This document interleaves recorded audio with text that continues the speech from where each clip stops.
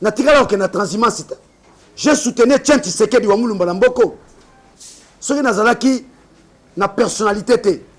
Nde mutali boso ko flatter Félix na zo poste na gouvernement. Batunga na bundisa na Mboko lelo bazana gouvernement. Quand moi je combattais le régime en place, Mouya azalaki wapi? Azalaki wapi? Oh lelo na bundisa bango bakomi na gouvernement. L'ironie du sort. L'ironie du sort. Bosi boyokanga na senga na gouvernement. Bosi boyokanga na entreprise. Bitumba nangeza le bien-être du peuple congolais. Congo dit tout. Congo dit Tokila. Congo dit Kimbangu. Kiambumba Philippe. Bosi boyokanga na senga. Bosi boyokanga comme vous le dites. Parler des leaders mineurs.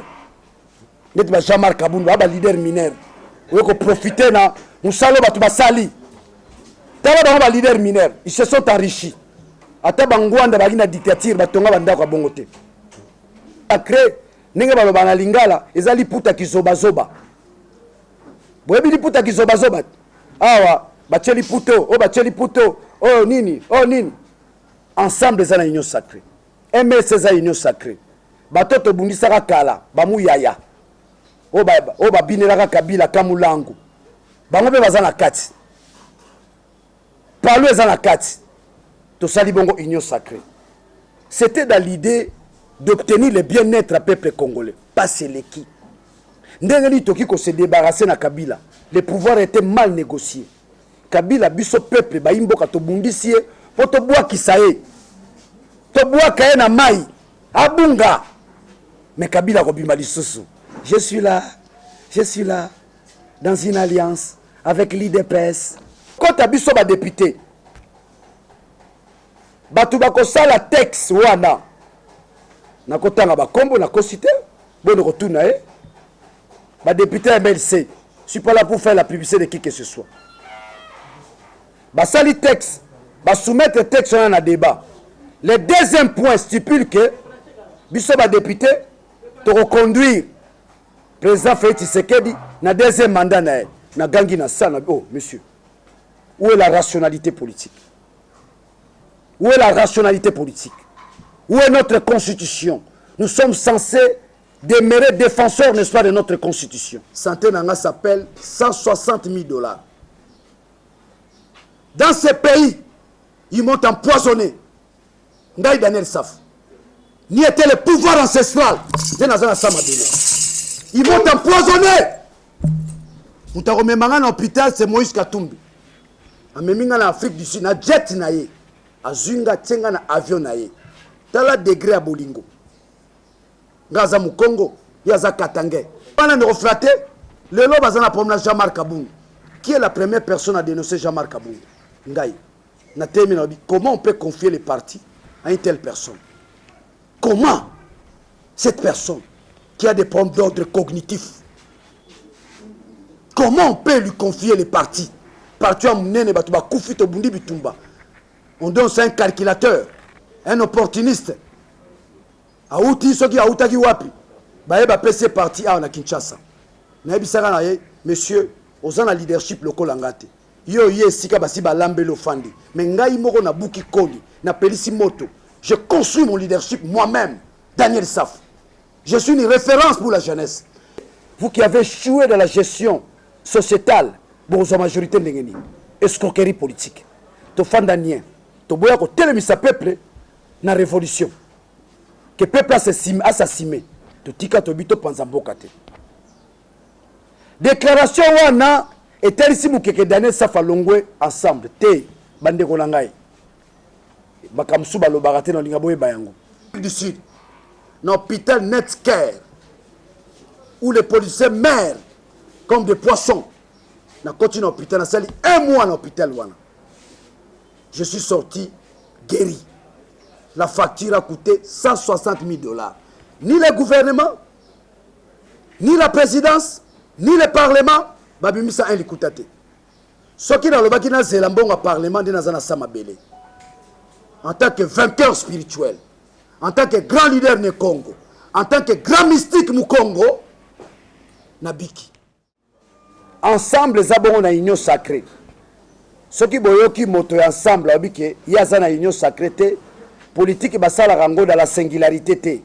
politique basala yango na bwanya na mayele pe na kati ya lingomba moto wana fo boyebisa ye tika politique kene kolonda bilanga okosunga pe kaka mboka na nzela bilanga tozali bongo na kati ya union sacrée leader na biso Katumbi mokolo moko talongwa union sacrée mokolo akolongwa union sacrée biso pe tokolongwa union sacrée lokola za na union sacrée biso pe toza na union sacrée le 31 ba député union sacrée tokutani bongo po totalisa na mokili te nzelo Jean-Marc Abound na ndenge ba sanctionner ye na parti na bango to na nungu za na kati ya parti na bango ekoki bongo ko affecter pe biso la union sacrée pamba te les gestionnaires ya union sacrée par excellence comme on ezaki Jean-Marc Abound bango bandongo na parti na bango eza makambo etali bongo l'état te to ngaki to kutala to sala déclaration tango to koti na réunion on a koloba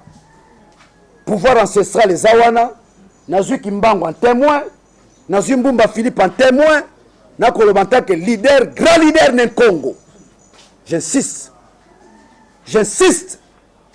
avec un adjectif qualificatif grand leader na Congo parce que la moni na mboko yo balingi bazwa mu Congo ndire moi papier bako sakanana tala la entreprise na bango tala ba gouvernement ba Congo baza combien nous qui avons arraché l'indépendance avec fierté nos ancêtres ont fait couler leur sang le ba remonter ça na ba pouvoir tala Kinshasa ba Burkina c'est ba Congo baza combien pendant que nous avons la majorité maintenant on te l'obite bokinga na gangi na bi ango match tu quand on me dit tout bas non te l'obite les gens qui se disent balingi bazwa deuxième mandat en bon vous en avez un deuxième mandat.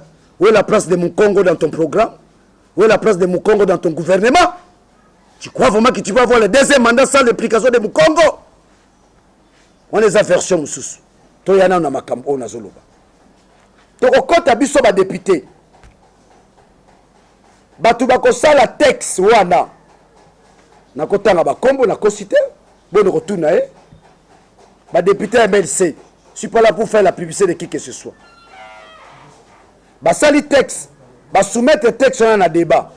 Le deuxième point stipule que biso ba député te reconduire président Félix Tshisekedi na deuxième mandat na gangi na sana. Oh monsieur, où est la rationalité politique? Où est la rationalité politique? Où est notre constitution? Nous sommes censés demeurer défenseurs, n'est-ce pas, de notre constitution. Nous ne sommes pas une plateforme électorale. Nous ne sommes pas un parti politique. L'union sacrée, n'est pas la lingala, et ça liputa qui zoba. Vous avez liputa qui zoba. Ah, bacheli puto, oh nini. Ensemble, c'est la union sacrée. MS, c'est la union sacrée. Batoto bundisaka kala, bamu yaya. Oh binelaka kabila kamulangu. Bango be bazana kati. Parlo ezana kati. To sali bongo union sacrée. C'était dans l'idée d'obtenir le bien-être du peuple congolais. Pas c'est l'équipe. Ndengeli toki ko se débarrasser na Kabila. Le pouvoir était mal négocié. Kabila biso peuple ba imboka to bundisie po to bwa kisaye. To bwa kaye na mai. Abunga. Mais Kabila ko bimba lisusu. Je suis là dans une alliance avec l'IDPS. Peuple a Kamou. Mais Toroboma Mboka, Totorotika Mboka Kendoboso. Totali Bango. On devait passer à une grande révolution. Ce que j'appelle souvent l'eschatologie du grand soir. La grande révolution. Où le peuple prend les choses. Amen. Tangu Mbuta Félix. Avec au monde, tu sais la Kabwana Kabila. Mais pour la Kabwana Kabila, Bissonio se sengi toya. To sale lamba ki zoba. Ala tayango. Afanda na bokonzi. Tout ça, les bongo union sacrée. Mais union sacrée, c'est la plateforme. Pour la bonne décider, le lenge na oka batu mususu. Oh, biso to accompagner le président à deuxième mandat nae. Sans réflexion, sans évaluation. Kotala, bilan les malamu pour te conduire na deuxième mandat. To bilan les mabe pour te sanctionner. C'est le peuple qui va juger. Ngana Zali, député ensemble. Vous devez faire la différence entre l'ensemble pour la République, comme parti politique, et l'ensemble pour le changement en tant que plateforme. Vous devez nuancer. L'ensemble en tant que plateforme, vous trouverez nos alliés sont là. Oh, mon aki basali déclaré, il y a le coup tapé. Baza 40 députés, baza 13 députés, tala, ba signé. Binope ba journaliste, bozala kangele. bako sarabino te batu 13 basangani basali déclaration oh biso toto sama na ndenge na biso sa Moïse Katumbi na suka baza 40 ils sont 13. C'est ça la transhumance. Na salle te débattre na bande ko na biso na kata bondo retourna ba député image ko te zali ya muke ndenge na zo débattre na kata salle to yokalite point D wana ba ko elage yango tangu to yesika ya communication ngala telemi pembeni ya moto azo communiquer à reprendre point D yango na lobi na communication na ngai eza tricherie pamba te tozo kende vers un gouvernement. Il semblerait qu'on va limoger le gouvernement en place pour un nouveau gouvernement. Tozo kende vers la nomination des entreprises. Les gens dans leur flatterie, les politiciens, Sobolandi, na texte nangai, c'est mon TP, na première année graduat, nuancé. La différence qui est entre un politique et un politicien. Un politique, c'est celui qui est ferme. C'est celui qui a un idéal. C'est celui qui est porteur d'une vision. Un politicien, c'est un renard, c'est un corbillard, c'est un flatteur. Il cherche à se positionner. Bitumbanga la bundi na mboko yo. Nazo kebisa batu nyonso. Nazo kebisa ba IDPS. Nazo kebisa na ba ensemble to la bango na Moïse Katumbi. Nazo kebisa ba MLC. Nazo kebisa ba PPRD. Ah nazo ba avec la puissance mystique et ésotérique. Na la bundi bitumbanga na mboko. J'ai 48 arrestations. Moi Daniel Saf. Na tigala ke na transhumance. J'ai soutenu Tien Tshisekedi wa Mulumba na mboko. Soki nazalaki na personnalité te. Nde mutaliboso na ko flatter Félix na zo poste na gouvernement. Batunga na bundisa na mboko lelo baza na gouvernement. Quand moi je combattais le régime en place, Mouya azalaki wapi? Azalaki wapi? Oh lelo na bundisa bango bakomi na gouvernement. L'ironie du sort. L'ironie du sort. Bosi boyokanga na senga na za na gouvernement. Bosi boyokanga na za na entreprise. Bitumba nangeza le bien-être du peuple congolais. Congo dit tout. Congo dit Antokila. Congo dit Kimbangu. Kambumba Philippe. Bosi boyokanga na senga. Bosi boyokanga na reflater. Lelo bazana promenade Jean-Marc Kabungu. Qui est la première personne à dénoncer Jean-Marc Kabungu? Ngai. Na termine, comment on peut confier les partis à une telle personne? Comment cette personne qui a des problèmes d'ordre cognitif, comment on peut lui confier les partis? On donne un calculateur, un opportuniste. Aouti soki aoutaki wapi. Baeba PC parti à na Kinshasa. Na bisaka na ye, monsieur, ozana leadership local angate. Yo ye sika basi ba lambelo fandi. Mais ngai moko na buki koli, na pelisi moto. Je construis mon leadership moi-même, Daniel Saf. Je suis une référence pour la jeunesse. Une référence de la lutte, la symbolique de la lutte. Leader majeur, comme vous le dites. Parler de leader mineur. N'est-ce Jean-Marc Kabundu, leader mineur. Vous pouvez profiter na musalo batu basali. Tala ba leader mineur, ils se sont enrichis. Ata bangwanda bagina dictature batonga banda kwa bongote. Bako sala déclaration wana. Bandeko na ngai kozoa nga na zongi botala.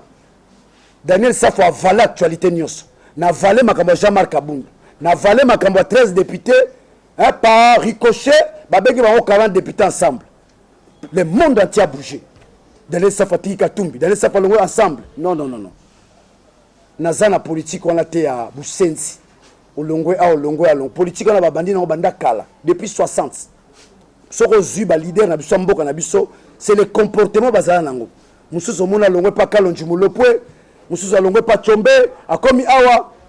Nous sommes venus ce qu'on appelle la nouvelle classe politique. Daniel Safo. Les députés élus. Et belé bazala boyebi ke banoma bango, na ba cop na bango.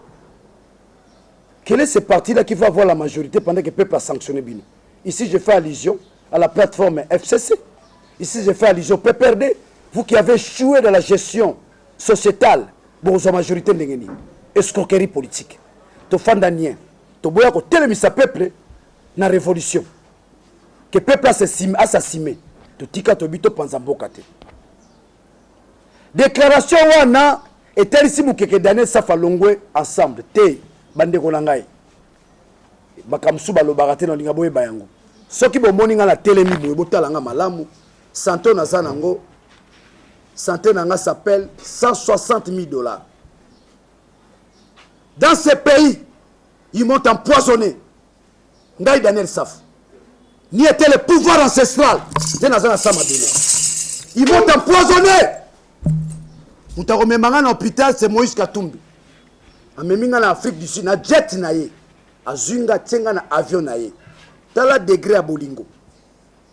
Ngaza Mukongo, yaza Katangé.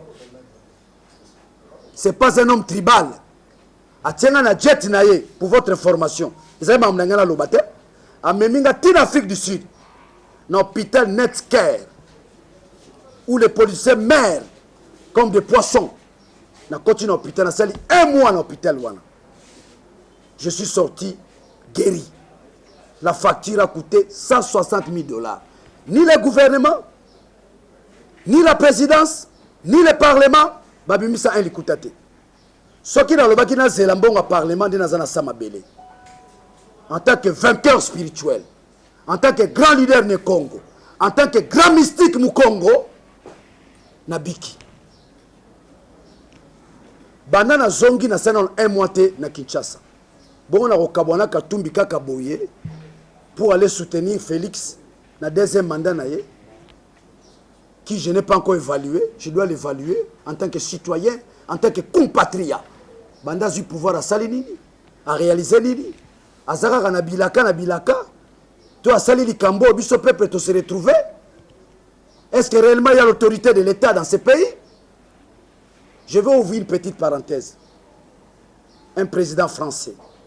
Nalinga ozoba référence à Bamindelete pour l'angala zela bo koko. Nazana bo koko. Le pouvoir ancestral. Président Hollande a sali mandat moko. Tango esenga na deuxième mandat bi non. Ce que j'ai promis, ce dont j'ai promis aux Français, je n'ai pas pu réaliser cela. Naboy ko postuler pour obtenir deuxième mandat. Voilà la sincérité et l'honnêteté intellectuelle. Biso lelo ba flatteur, na ba corbillard. Ba sala ki on na Kabila, ba sala ki on na Shadari, lelo to zawat. On ne joue pas na peuple congolais. Moutounio sa komi lelo, on a soutenu Félix pour la deuxième mandat. Vous savez pourquoi un tel discours pour na côté na gouvernement? C'est de la flatterie. Peuple boy ba ko identifier batouana. Daniel Safou ne sera jamais politicien. C'est un politique. C'est un politique. À l'image de Moulele, à l'image de Nzenzalandou, à l'image de Kassavubu, à l'image de Lumumba, à l'image de tous les martyrs qui ont voulu faire de ce Congo une grande nation, une nation-État. Marambo Bomonezole Kanamatadi Kibala, parce que nous ne sommes pas une nation-État.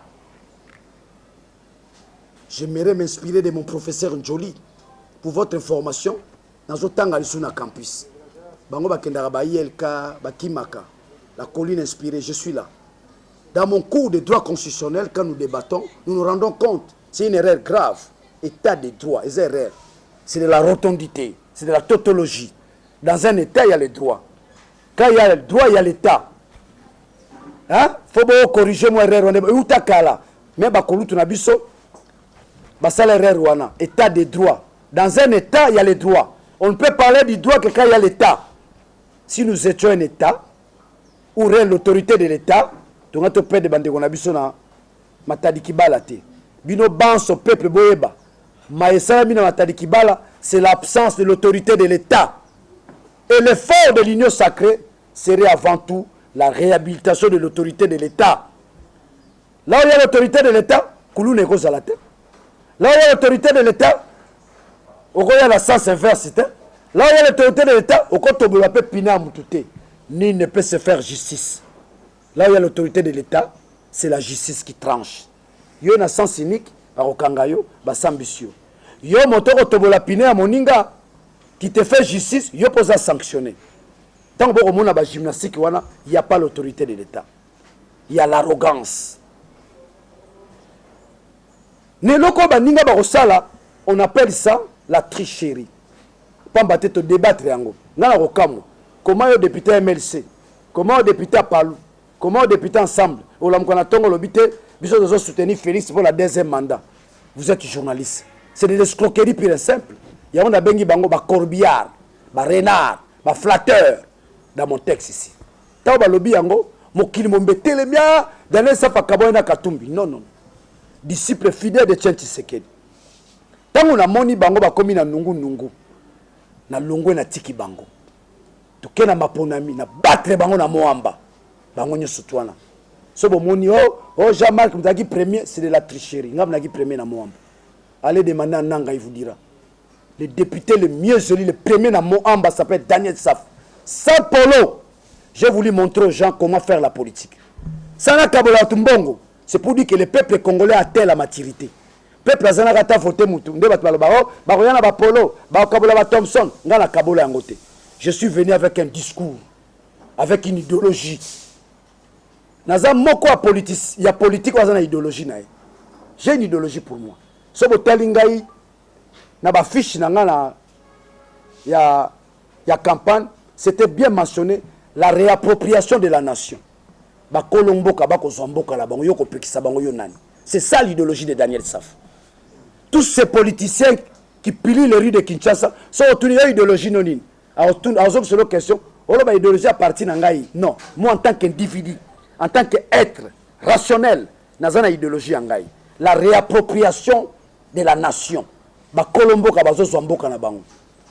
Et on a profité à travers Makambu Oyo, on a lancé un message, un mot d'ordre de la population. Ce qui est l'élection Kozala, ils ont moyen qu'à Moko, de contrecarrer de Nikadima. Dans le Lenge Salami na Zambie. Tant qu'on vote, qu'on anda coûté, Tikala pour défendre voix na yo. C'est ce jour-là. C'est ce jour-là où ça va péter. C'est ce jour-là où ça va péter. Où tout le monde s'attend voter au Tikala na bureau de vote pour défendre voix na yo. Tous ceux qui ont publié biso mukolo wana. Mutu nyonso kozonga côté.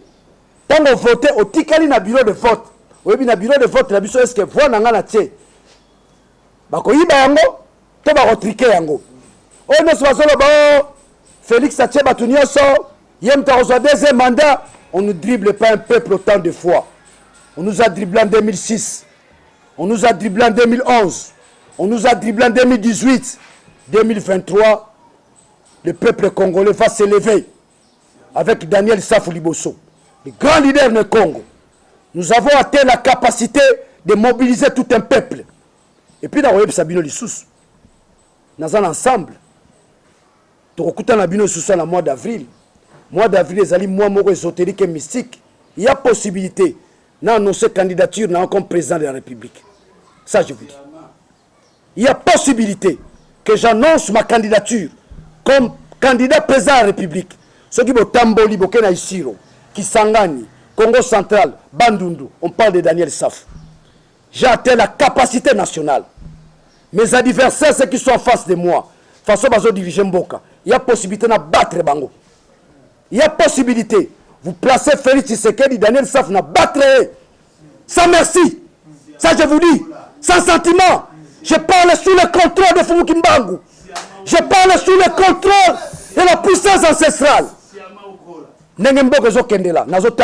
Je suis porteur d'une vision. Nous avons parti ensemble. Donc, il y a primaire. Ceux qui sont candidats président de la République, c'est Moïse Katumbi. Tout comme aussi, donc, ce n'est pas de la prétention. Nous avons la vision, nous avons la rationalité, nous avons de l'intelligence, nous avons la constance. Il y a possibilité. Tobi Miselo Kwasika. Aussi sera Zobenga Homonous, un homme nouveau. Il y a possibilité. Il y a possibilité. Dans le but que nous avons la candidature, il y a possibilité que je me présente comme candidat président de la République et battre mes adversaires. Parce que ça va pouvoir. Ça va pouvoir. Dans un état de droit, il y a la puissance de l'État. Dans un état de droit, Batonga Banzela. Dans un état de droit, Batonga Hôpitaux. Dans un état de droit, il y a des ambulances. C'est grave. C'est une malédiction. Nous tous sommes koufi comme ancêtre. Nous tous sommes koufi, pesa ke limemia, tombo la kaye. Les bino bozo sont bloqués na 207. Ambulance ezate. Ambulance ezate. Honorer les ambulances. Na lobela likambo na parlement à l'époque eteni na tuni question. Corona et na mboka. Quelles sont les dispositions au besoin pour des hôpitaux de proximité. Chaque commune est un hôpital. Ce qui est dans ma tête, hôpital à proximité, na Kisensu, na Bumbu.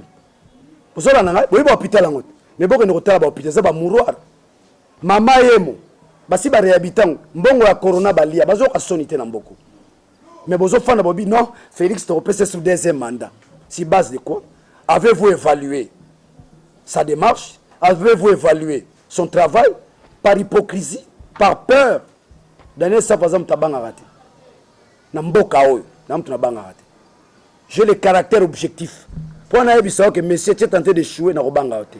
Biso dans la carte union sacrée, mais avec l'esprit critique. Avec l'esprit critique. Je vais vous dire une chose. Chez les Romains, un Romain sera en dehors à Rome, azokumisa César. Ah, biso César aza bien, toliaka bien à Rome. Mais sera à Rome, azo dénoncer César. César a dirigé ma bé. César a dictateur. Na lingi boko manezali liwana. Pour la fierté du pays, sur la Rwanda, na okumi sa Fachi. Fachi béton. Sur la Ouganda, na Ouganda, Fachi béton. Mais sur la zongi na mboka na bi, Fachi a dirigé bien. Où est la dimension agricole? Mbongo basali baso de moutons. Vous voyez ça bilanga bon. Je vous donne un exemple. Une tonne de maïs sémencière, et ça 7 000 $. Une tonne de cuivre, et ça 4 000 $. Entre cuivre na masango to salani. Bosanini. Une tonne sémencière du riz, c'est 8 000 $. Une tonne de cuivre, c'est 4 000 $. Entre tonne sémencière à l'osso, na cuivre to welani. Mais bandeko nangai, tant ba yaki na ba caméra, les pacificateurs ne ba benga kae. Ya Liverpool, benga ba banani. Na agriculture. Benga ba na l'osso, ba na masangout. Nous avons la vision ya ko lier sa peuple na 6 mois. Ce qui ne va pas pesingai, ministère de l'agriculture na 6 mois na lier sibino. Vision ezali. Vision ezali. Ngamo na ndako na somba madesute. Na somba la l'osso na lo na biloko wana. Si on a même mis le Congo central, la question bilanga non. Félix, nommé Mouton ministre de l'Agriculture. J'ai la vision. C'est aussi une occasion. Na Kebisa Kagame, na Kebisa Museveni. Ituri ezapo na Rwanda te. Gome ezapo na Ituri ezapo na Uganda te. Gome ezapo na Rwanda te. Mikolo Koya. Soki. Bazo kamba biso bazo bunda te basala armée to la kisabino ke bancetre na biso ba ndenga ko bunda bozola na ngai bancetre na biso ba bunda bitumba na mboka oyo ba kitisa ba portugais par des pratiques occultes ce qui to yokani biso ba mystique ya mboka oyo surtout le Congo central Bandundu c'est les appelle la province de Paulville. Aussi sa guerre voilà. Toko tinda banjoy, ba def ba kimi na banjoy. To ça lisa c'était bombe te banjoy kaka. Toko tinda banjoy te invoquer. Banjoy koti guerre sina S. Nous avons un problème sérieux. Nous n'avons pas une armée nationale. Nous avons une armée multinationale, je l'ai dit en tant que leader. Soyez une armée na biso par les billets à brassage au kuta ba Ougandais bazali, ba Rwandais bazali, ba Burundais bazali. C'est quelle armée? Or, là où il devrait commencer, je l'ai dit, il devrait commencer à construire une armée nationale. Bah, na biso ba aussi ça ba classe ça ba examen d'état, ba salami. Bah aussi sa université. Il pourrait faire l'objet d'une armée nationale. Les jours où nous aurons une armée nationale, bah robanga biso. Mobutu avait construit une armée nationale. C'est comme ça que les pays limitrophes avaient peur de nous. Tosunga ba Tchad. Tosunga ba Tanzanie, ba pays belé avec nos commandos.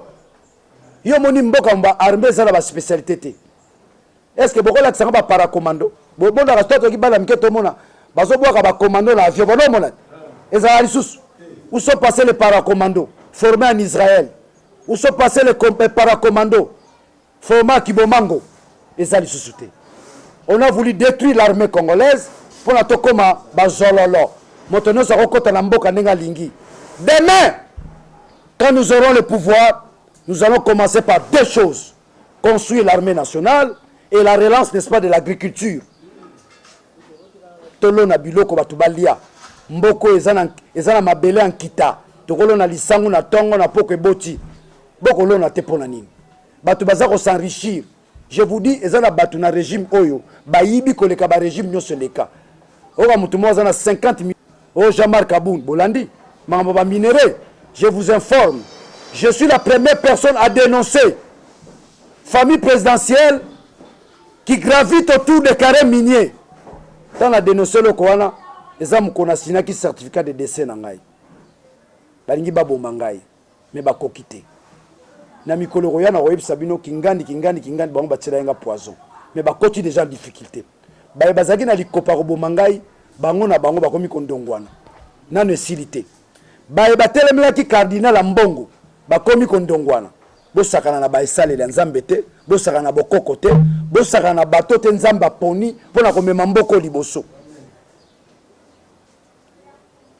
Yango tina na bengi bino ya kotalisa mokilité na kaboy na Moïse Katumbi te. Oyo lobamba kiona nazaki pembeni ezayaki likambute ko je jure à la fidélité du chef de l'État te. Na nazamta je jure à la fidélité te. Moi je jure à la fidélité au peuple congolais individualité. Mon colombo Daniel Safa Telemi, je jure à la fidélité au président de la République Boniko.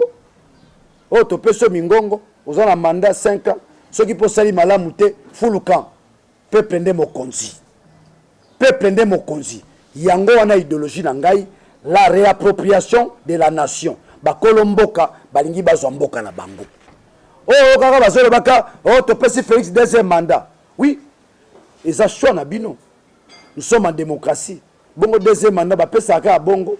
Batala kate moto ayi asali nini? Abongisi nini? Apesi biso nini? Nzele ezalite, l'hôpital ezalite, l'otilike ezalite, ma ezalite, surtout l'hôpital. Mbongo corona kendawa. Toro bongisa ta mamaye. Tonga to bongisa ba nos hôpitaux de proximité. Kene na kisensu na circonscription ngai. Somo no hôpital d'état mawa oleli. Kene na matete. Sur hôtel hôpital au Leli. Regardez le niveau yambo kanabiso sur le plan sanitaire. Parce que bino bo salini. Nazo monaka ba jeune mo babio les réalisations du chef de l'État. Oh, boniko ba réalisation ezali. Bozo fabriquer bino moko oh. To bozo lo baga rapona na ndenge kaka misu makasi. Pa to bazana misu makasi na mboko yo. Jusqu'à preuve du contraire, nous sommes convaincus nga za kata union sacrée. Tozo respirer chèque. Et bientôt la toke na élection. Nous devons nous réconcilier avec le peuple. Sinon bisika mususu peuple a bengala biso so to la campagne. Peuple a bengani. Ah ate ate. Banda bozo pouvoir bo chamai ate. Kureza la ate. Il faut une réconciliation entre nous et le peuple. Pour que ça la campagne en malam. Yo no ça la campagne en bandakata nzele zati. On no ça la campagne à Kikwiti berosion na berosion. On no ça la campagne à Mayombe mawa. Ya ko sakanate. Donc le Congo, c'est un pays riche, mais qui nécessite une vision. Ce que vous avez dit, c'est Sangana Katumbi. Parce que vous moto a une vision, l'esclavagisme, il y a Nzala, l'esclavagisme, il y a absence de l'autorité de l'État, l'esclavagisme, il y a absence, il y a État-nation. Devons construire l'État. Il n'y a pas l'État dans notre pays. Il n'y a que des flatteurs, des renards, des corbillards. Les mêmes corbillards ba mema kabila na cimetière. Heureusement pe yaza mayele adindama na ninga lukuta na ye. Adindama azakaka. Ce que l'élection en 2023 Kabila risque de revenir encore au galop parce qu'il va y avoir dialogue. Ndena zomonela. On a lobby mususu na ko bakisa na mituna na bino. Mi baleto misatu parce que na rolingate na 6 sana lo ba mwa likamuke na likambu ya seni pona landi calendrier de Nikadima. C'est l'intention d'un calendrier. Je suis au niveau de la philosophie politique. L'intentionnalité d'un calendrier électoral. Bongo, ceux qui ont commis en 2023, élection égalité, tu auras appliqué la méthode de Tien Tshisekedi ou Moulou. Oui, la méthode en ligne. Le peuple doit se prendre en charge. Le peuple a remis en charge. Ceux qui ont théorie, ils ont appliqué à son temps. Nous sommes disciples de Tshisekedi, nous sommes prêts à faire appliquer ces théories-là. Que ça passe de la théorie à la pratique. Vous savez qu'il y a toujours un écart entre la théorie et la pratique, non? Sengeli Batouba appliqué yango, tu auras appliqué yango. Et ceux qui ont habitué à appliquer yango, je vous dis, ils en ont battu bakolela. Nous avons connu, Daniel Saf, Tokendaka Paris, na ba professeur Mbata. Na, c'est là où je vais chuter d'ailleurs. Professeur Mbata, paix à son âme. Non, syndicat d'Okolo. Paix à son âme, syndicat d'Okolo. Qui a aimé le Congo, qui avait l'amour du Congo. Ba Christelle Vwanga, Ndekonanga Eliezer, na ba Yuma Msuto Kendara na bango. Tokenda bango, juste pour réfléchir sur l'avenir du Congo. Qu'est-ce que nous allons dégager comme recette? Transition sans Kabila s'il n'y a pas élection. Vous avez un Babilo qu'on a tous en tiroir, tu auras appliqué Bilo. S'il n'y a pas élection en 2023, nous allons mettre une transition en place sans Félix. Transition sans Félix. Parce que ce sont des réflexions que nous avons dégagées à son temps qui n'ont pas été mises en application. Parce que c'est dangereux. C'est dangereux s'il n'y a pas élection en 2023, nous allons détruire, n'est-ce pas, l'ordre constitutionnel. Et comment obtenir l'ordre constitutionnel s'il n'y a pas élection? Comment obtenir l'ordre constitutionnel? C'est-à-dire Congo est comme un jungle. Parce que l'oko esimbi biso babengi yango constitution, Bible na biso. Ce qui tobomi Bible, tozaka ba Christ. Tozaka ba Christ. Tozaka ba Christ te. Biso député national azali gardien ya constitution. Azali gardien individualité. Ba pesi biso mingongo babengi bango peuple souverain. Tango ba pesi nga mungongo nazana te pona la darabutu na sima. Yo kaka, yo za danger. Yo za libaya, yo za béton. Yo za libende pour komisanga ministre, pour komisanga PDG. Ce qu'on komisanga ministre, c'est par rapport à ma vision, c'est par rapport à ma lutte. Ce qu'on komisanga ministre par rapport à Constance Nangai.